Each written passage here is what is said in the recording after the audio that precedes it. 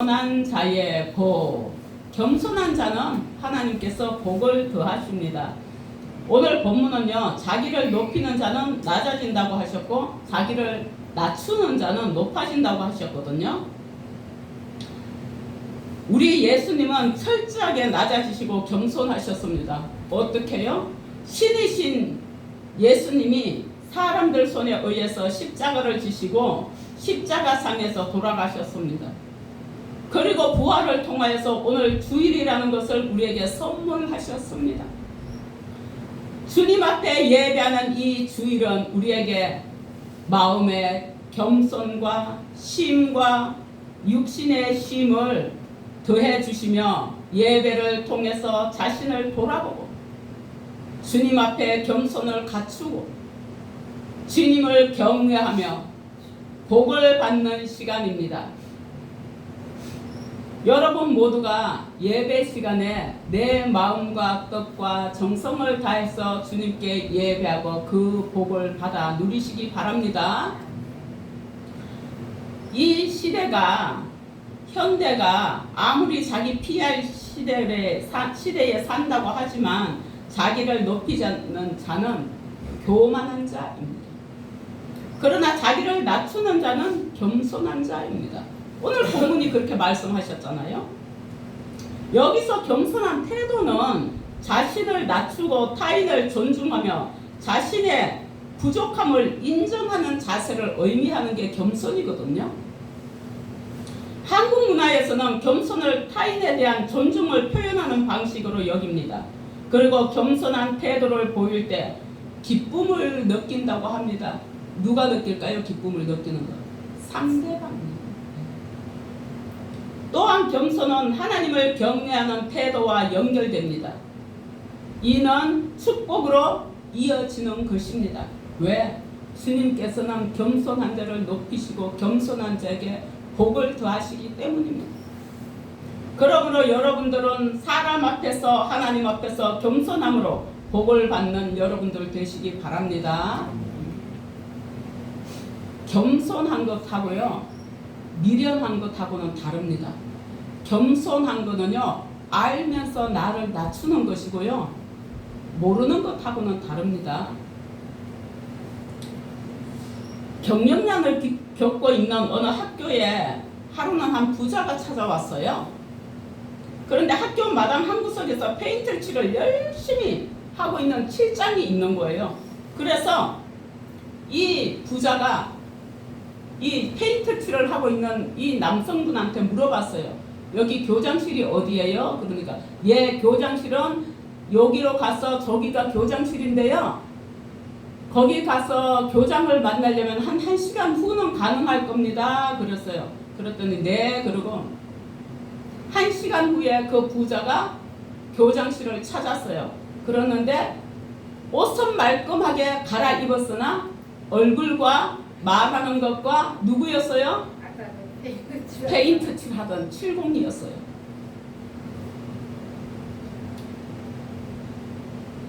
그래서 그 친절하게 교장실을 알려주고 1시간 후에 만나자고 했던 그 칠장이 보니까 그 사람이에요. 1시간 뒤에 오니까. 그래서 여기는 뭐가 필요하냐고, 그 당신이 그 아까 칠장이 아니냐고 안 물어보고 그냥 물어봤어요. 뭐가 필요하냐고. 목록 한번 적어보라 그랬어요. 교장한테. 교장이니 오직 잘 적어요. 교사도 아니고 교수도 아니고 그러니 다 적어요. 그러고 나서 이 부자가 돌아가서 그 전액을 학교로 송금했습니다. 왜 그렇게 했냐고요? 교장이면서도 작업복을 입고 허드렛 일을 하는 교장의 겸손에 감동이 되었기 때문에. 교장이면 사람을 불러서 시키든지 뭐 아니면은 학교에는 항상 누가 있지요? 학교 일하는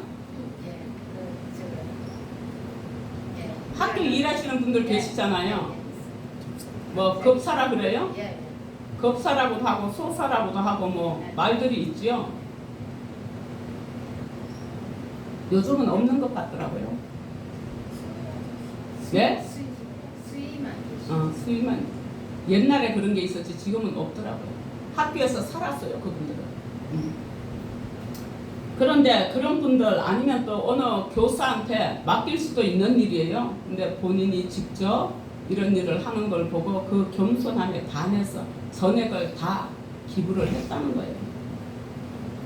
골로새서 3장 12절을 보니까 그러므로 너희는 하나님이 택하사 거룩하고 사랑받는 자처럼 긍휼과 자비와 겸손과 온유와 오래 참음을 옷 입고 라고 말씀하십니다.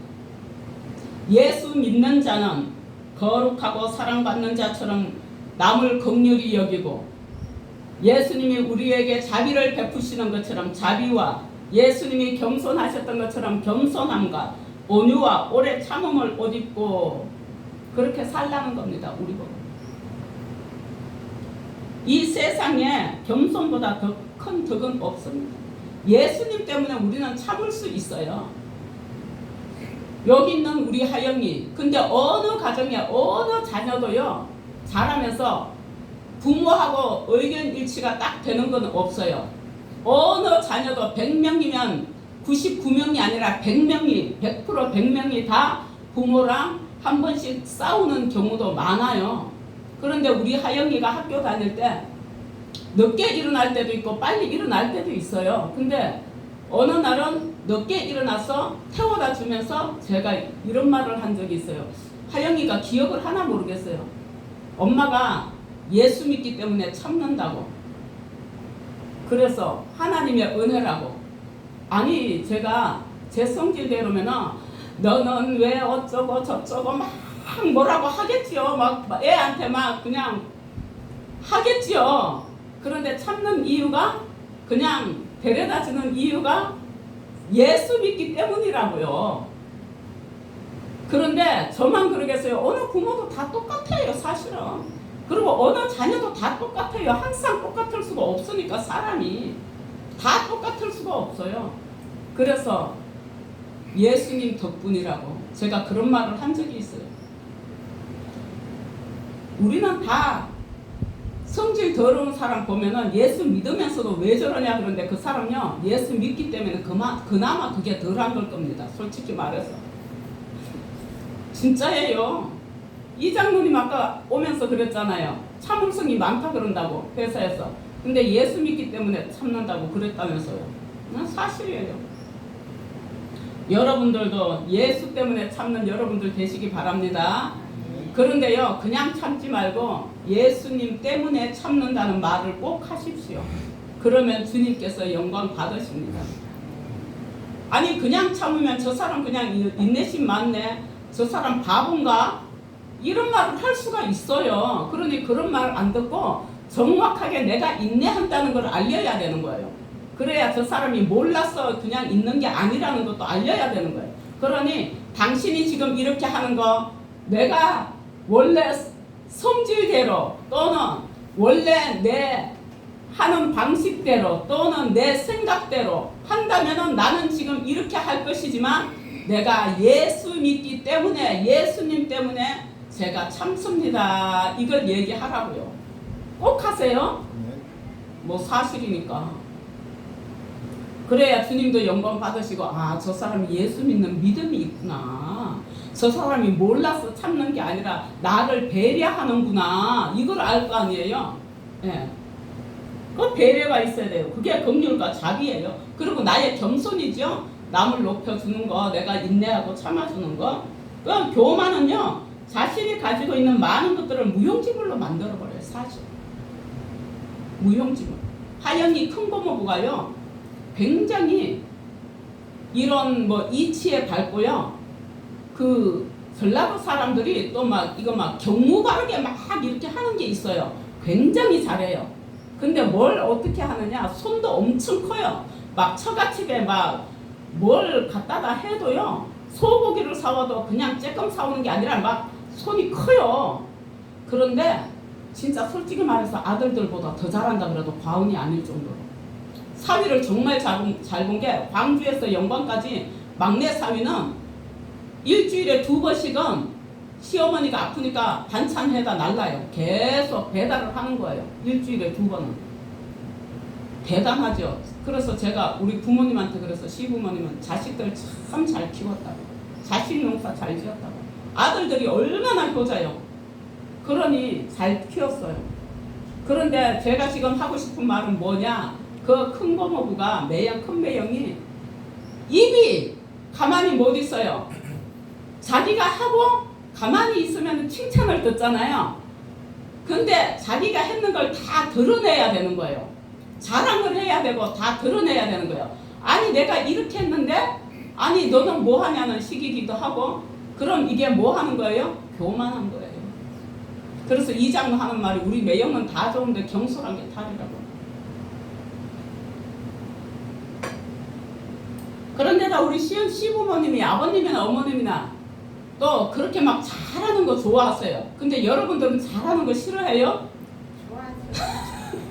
잘하는 거 좋아해요. 그러니 맛살이가 얼마나 좋아.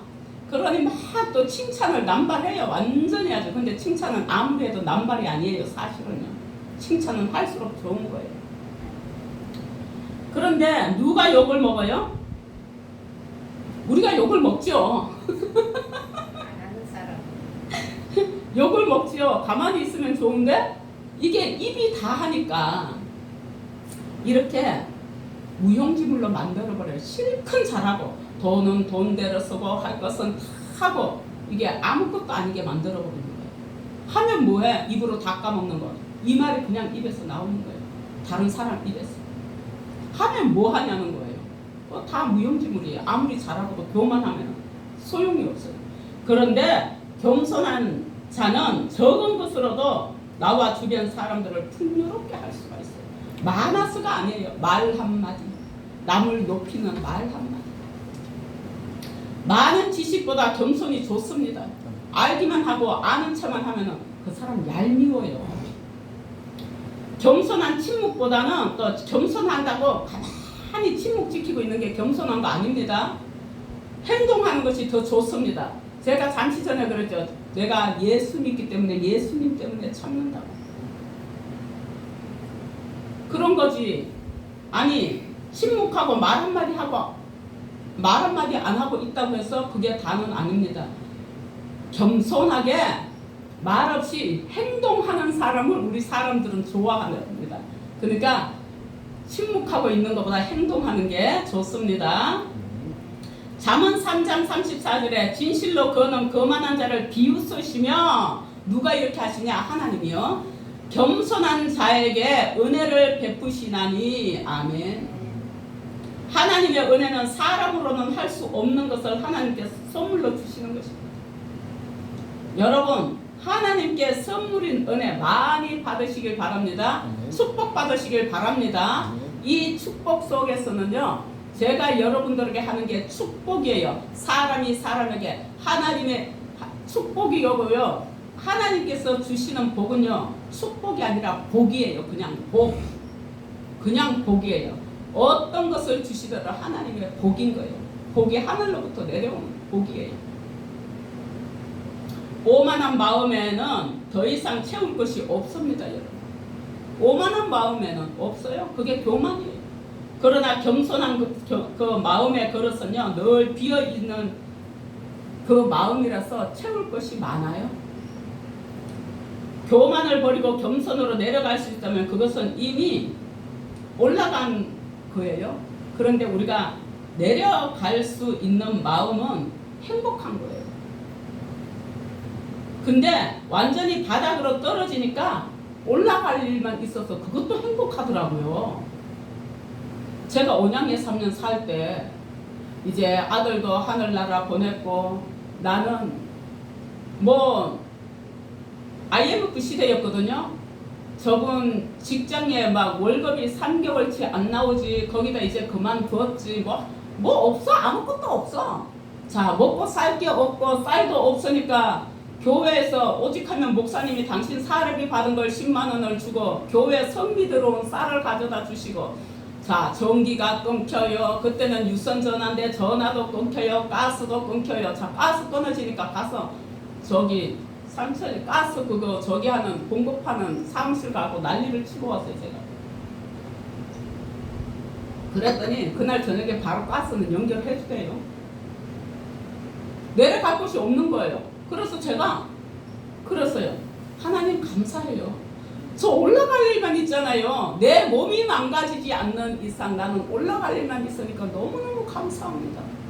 그때 저희가요, 자, 사채성 빚도 있었고요, 은행에 빚도 있었고요, 태산같이 많았어요.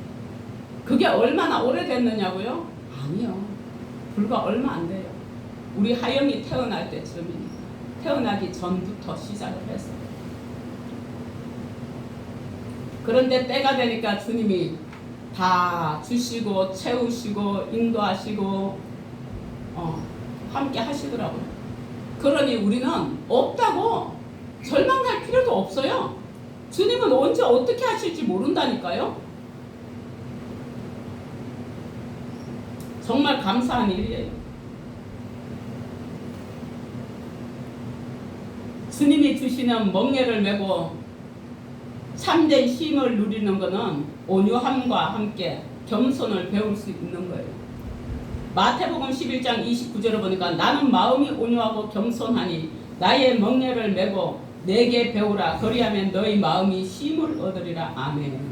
이 마음의 쉼이라는 건요, 어떤 일이 닥쳐도 근심 걱정을 하지 않는 쉼이 와요. 어떻게 그럴 수가 있지? 그럴 수 있어요. 하나님이 주시는 복은요, 우리는 예측할 수가 없어요. 저기 지금도 만나고 있는 권사님이 있는데요, 옛날에 같이 신앙생활 했었어요. 지금은 시흥시 은계지구에 살고 있거든요. 그런데 그분이 어디에 살았냐? 이 동네에 반지하에 빌라에 살았었어요. 그리고 그것을 팔고 전세를 긍긍정정한데 돈이 3천만 원밖에 없는 상태에서 저 은계지구 2억 얼마짜리 25평 아파트를 분양을 넣어놨어요. 그랬더니 남편이 하는 말, 당신 지금 돈 한 푼도 없는데 우리 당장 전세 이사 가려고 해도 더 보태서 갈 돈도 없는데 미쳤냐고. 1,000만 원, 500만 원도 우리 손에 없는데 2억 넘는 거를 어떻게 갈 거냐고. 그런데 거기서 전세 가려니까 또 하나님이 보험회사에서 대출 받아서 가게 하고 또 뭐 어떻게 해서 가게 하고 나중에는 1억짜리 전세를 살게 됐어요. 이렇게 저렇게 해가지고. 그랬는데 이제 점점 이제 저기 아파트 들어갈 2억 얼마짜리 들어갈 때는 다 돼가요. 근데 지금은 그게 뭐 5억 얼마간지 7억까지 갔었던 것 같아요. 25평짜리가. 근데 남편은 어떻게 하려고 그런데 이 집사님은 그때는 집사였어요. 권사가 아니고 지금 권사님인데 마음에 믿음이 있는 거예요. 없는 데서 부어주시는 하나님이고 있게 하시는 하나님이고 있는 것도 없게 하실 수 있는 능력 있는 하나님이니까 믿고 하는 거예요. 이야, 근데 이사 들어가기 불과 1년을 남겨놓고 거기 들어가는데 엄청 시간 오래 걸렸거든요. 왜? 땅 팔기 전에 벌써 분양 다 해놓잖아요. 해놓고 나중에 그거 다 지어갖고 들어가잖아요. 오래 걸렸어요. 한 5년 걸렸나 그랬는데 한 1년 전부터 하나님이 물질을 부어주시기 시작하는 거예요. 돈 3천만 원 가지고 2억 넘는 걸 해놨다가 아니 대출 10원도 안 끼고 들어갔어요. 그 집에를. 대출 10원도 안 끼고 들어갔어요. 그런데 이사해놓고 가서 보니까 와, 좋은 것만 다 갖다 해놨네. 전자제품이니 뭐 주방용품이니 할 것 없이. 대단하대. 어떻게 이렇게 그렇게 어렵게 살았는데 어떻게 이렇게 했냐니까 주님이 주시기 시작하니까, 그러니까 그때까지는 막 엄청 힘들게 살았어요. 힘들어도 그렇게 힘들 수가 없어요. 그 고된 생활을 했어요. 그런데 그때부터 하나님이 집에 들어가기 1년 전부터 부어주시기 시작하는데 장난 아니게 부어주시는 거예요. 딸 시집도 다 해서 보내고 지금 딸이 그 옆에 살아요. 은계지구. 아들도 거기 옆에 살고 다 집 사갖고 살아요. 근데 엄마가 많이 보태줘서 하는데 왜 그렇게 할 수 있었냐? 하나님이 부어주시니까. 근데 그분들이 뭐 하시는 분이냐? 교배를 여기서 저 멀리로 다니니까 그 집사님이 가정에서 기도를 2시간씩은 무조건 해요. 기도를 해야 돼요. 기도가 그 당시 바로 이루어지지 않아도 몇 년을 2시간씩 항상 기도하는 거예요. 몇 년을. 그러니까 그 때가 되니까 기도가 차니까 때가 되니까 하나님이 이제 막 일을 하시는 거예요. 기도도요. 우리 은행에 적금을 3년짜리를 붓든지 5년짜리를 붓든지 이런 것과 마찬가지로 쌓여요. 하나님이 때가 되면은 다 역사하시는 거예요. 이런 것이 하나님의 멍에를 지고 겸손함으로 나아가는 거예요. 기도를 2시간씩 하는 사람이면요. 교회에 충성도 잘해요. 교회에 2시간씩 기도하는 사람이 아니 어느 날은 제가 새벽 기도를 하는데 아니 하나님이 난데없이 그 집 기도를요. 아주 세세하게 다 시키는 거예요. 작은 것까지도 세세하게. 아니 왜 이렇게 그 집 기도를 하나님이 나한테 다 시키나 했어요. 나중에 들어보니까 집사님 그날은 하나님이 나한테 집사님네 기도를 일일이 그 세밀하게 아주 세밀하게 다 시켰다. 그래서 한참을 했다. 그 얘기를 했어. 그랬더니 나한테 하는 소리가 아 그날 우리 교회 담임 목사님이 돌아가셔가지고 장례식에 가갖고 일하느라고 기도를 못했대요. 그러니 누구를 시켜요? 대타로 나를 시킨 거예요. 하나님이 그 집 기도를. 나는 이유를 몰랐잖아요. 그러니 나를 시켰어요. 그 소리를 했더니 나보고 그날 거기 그 장례식장 그 막 음식도 내가고 막 이런 거 일하느라고 기도를 못했대요. 그랬더니 나를 대타로 시키는 거예요. 하나님은 이렇게 세밀하세요. 기도 많이 하세요. 그래야 내가 겸손할 수가 있어요. 겸손한 자의 복은 이런 것에서 오는 것입니다. 하나님은 살아계시는 분이에요. 그냥 할 일 없이 예수 믿으라고 하는 게 아니에요. 아니 바쁜 시간에 또는 편안하게 누워서 TV 보고 있을 시간에 여기 와서 1시간 앉아있는 거 쉬워요? 안 쉽잖아요. 안 쉬워요. 여러분들 이 1시간에 돈 100만원 준다면 어디 가서 하겠어요? 안 하겠어요? 근데 그 100만원, 1000만원보다 귀한 시간이라는 걸 알아야 돼요. 여러분들이 경험하지 않고는 몰라요. 그걸 꼭 경험해 보시기 바랍니다. 예배가 얼마나 좋은지. 우리가요 여기 자리에 뭐 한 가득 찬 성도가 많이 예배를 하면 더 은혜가 되고 하나님이 그 더 기뻐하실 것 같아요? 나 혼자 한다고 안 기뻐하실 것 같아요? 그렇지 않아요. 구원은 개개인 거고요. 예배도 개개인이 하나님 앞에 신 앞에 예배하는 거예요. 그러니 저 무당들이 저 산에 가갖고 혼자 기도하죠. 누구 앞에? 귀신 앞에. 혼자 하는 거예요. 하나님 앞에 절에 중들이 뭐 같이 해요? 혼자 뭐 목탁 두들기고 있잖아요. 그러나 하나님의 신은 참 신이시고 하나님 앞에 예배하는 데는 인원에 상관이 없다는 걸 꼭 아시기 바랍니다. 그러기에 제가 집에서 혼자 예배할 때 교회를 설립하기 전에 저분은 자기 교회 가고 하영이도 자기 교회 가고 엄마랑 둘이 하다가 엄마가 언니네 가거나 뭐 어디 가고 다니러 가시면 나 혼자서 정장 다 차려입고 그거는 이분이 알아요. 봐서 갔다 오면 정장 다 차려입고 하나님 앞에 예배하니까 내 정성을 다 드리는 거예요. 그렇게 하고 똑바로 하나님 앞에 혼자서 예배하는 거예요. 혼자서. 누구 앞에 하는 거니까? 신 앞에 하는 거니까. 사람 앞에 하는 게 아니잖아요. 제가 여기서 설교를 하고 여러분들은 앉아서 예배하지만 여러분들 각자 개개인이 하나님 앞에 신이라는 하나님 앞에 예배하는 거고 그 신이라는 분이 우리 개개인의 아버지가 됐어요. 우리는 자녀가 돼요. 그러니 겸손해야 되겠죠. 하나님을 욕먹이지 않고 더럽히지 않으려면 우리는 겸손해야 돼요. 그러면은 하나님만 올라가는 게 아니라 우리도 올라가요. 주님이 높이신다 그랬어요.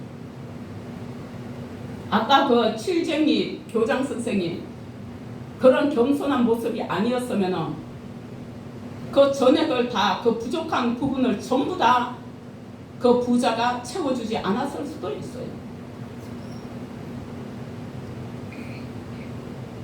겸손은 자기 자아를 주장하지 않는 자세가 겸손입니다. 내 자아를 주장하지 않아요. 어리석은 더 지혜로운 사람이 겸손한 사람입니다. 그러나 그 사람은 어리석은 자가 아닙니다. 겸손한 자입니다. 자신의 의견을 명확히 이야기하면서도 상대를 존중하고 자신을 낮추는 사람입니다. 아까 제가 얘기했죠. 나 이렇게 당신이 이런데 내가 이렇게 하고 싶지만 나 누구 때문에 참는다고요? 예수 믿기 때문에 참는다. 명확하게 내 의견은 다 전달했죠. 실상 당신이 이럴 때 나는 기분이 이렇다. 그래서 나는 이렇게 하고 싶지만 예수 믿기 때문에 하지 않겠다. 나 참는다. 명확히 다 전했어요. 어리석은 사람이에요? 똑똑한 사람이에요. 지혜로운 사람이에요. 몰라서 있는 게 아니잖아요.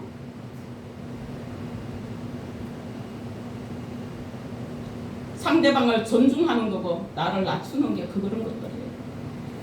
우리가 옛날 어르신들 참 지혜로웠죠. 벼가 익을수록 고개를 숙이잖아요. 이렇게 구부러져 있잖아요. 막 열매가 많이 달려서 벼알이 많이 달려서 이렇게 벼가 익을수록 고개를 숙이다 자신을 낮춰서 상대의 의견을 경청하고 좋은 것을 취하는 사람이야말로 세상을 이기는 지혜로운 사람이라는 것입니다. 몽골의 전통 가옥에는요 게르라는 문이 있습니다. 그 문이 왜 게르 낮아요. 낮아가지고 들어갈 때 고개를 숙이고 들어가야 돼요. 이 고개를 숙인다는 거는 겸손하게 허리를 굽혀서 들어가야 되는 거잖아요. 그래서 상대의 집에 갈 때는 사이가 좋든 나쁘든 고개를 숙인 채 겸손한 마음으로 방문하라는 의미라고 해요. 그게. 근데 우리나라에 어느 집을 가도 고개 숙이고 들어가는데 별로 없지요. 옛날 초가집은 고개를 숙여야 되는 데가 많아요. 근데 지금은 그렇지 않죠. 민속촌 가면 아마 초가집에 고개 숙이고 들어가야 될 거예요. 나올 때도 고개 숙이고 나가요. 내가 살면서 먼저 낮아지고 내가 먼저 굽히는 것, 이게 미련한 게 아니고요. 이것이 원만한 인간관계의 비결입니다. 이게 진짜 이기는 길은 이거예요. 그래서 뭐 이런 말이 있죠. 지는 게 이기는 거다. 그런 말이 있잖아요. 그냥 하는 말이 아닌 거예요. 하나님이 창조하신 위대하고 놀라운 자연 앞에 피조물인 우리는 겸손할 수밖에 없습니다. 그렇기 때문에 해맑은 아침 햇살에도 감사한 거예요. 이 자연 하나님이 만드신 것. 은혜의 단비에도 감사해요. 농사 짓는데 가뭄이 오는데 비가 오면 그게 얼마나 감사한지 모릅니다. 농사 지어봤냐고요? 예, 어렸을 때. 떨어지는 빗방울 소리가 듣기 좋은 건 빗방울 소리 듣기 좋을 때 있죠. 그런 건 우리 안에 평화와 여유와 겸손이 있기 때문입니다. 우리 하나님이 만드신 우주 만물 세계가 창조되어 있는데 하나님은 자신을 낮추고 겸손한 사람을 세워주시고 온유한 사람을 사용하십니다. 온유한 사람이라 해서요 뭐 맨날 조용하게 있는 게 온유가 아닙니다. 여러분 말없이 맨날 그냥 가만히 있는 게 온유가 아닙니다. 그럼 뭐냐? 조용하면서 할 일 다 하는 사람, 남을 도와주면서도 소리 내지 않는 사람, 남을 배려하는 사람, 온유한 사람이에요. 시편 23편 1절에서 3절 여러분 다 아시는 말씀입니다. 민균이는 모를 수 있어요. 왜? 성경 안 읽어봤잖아요. 그쵸? 그 외에는 다 알 수 있는 말입니다. 여호와는 나의 목자시니 내게 부족함이 없으리로다. 그가 나를 푸르른 풀밭에 누이시며 쉴만한 물가로 인도하시는도다. 내 영혼을 소생시키시고 자기 이름을 위하여 의의 길로 인도하시는도다. 이거 제가 가끔 가다가 예배 들어갈 때 할 때가 있죠. 이 말씀을 목동이었던 다윗은요 골짜기로 양들을 인도할 때 하나님이 목자가 되셔서 자신이 그 살아가는 그 인생은 하나님이 인도하시며 인생의 진정한 푸른 초장은 하나님의 품 안이라고 알고 있습니다. 지금 제가 시편 23편 이거 읽은 말씀은요 다윗이 쓴 시입니다. 다윗의 시.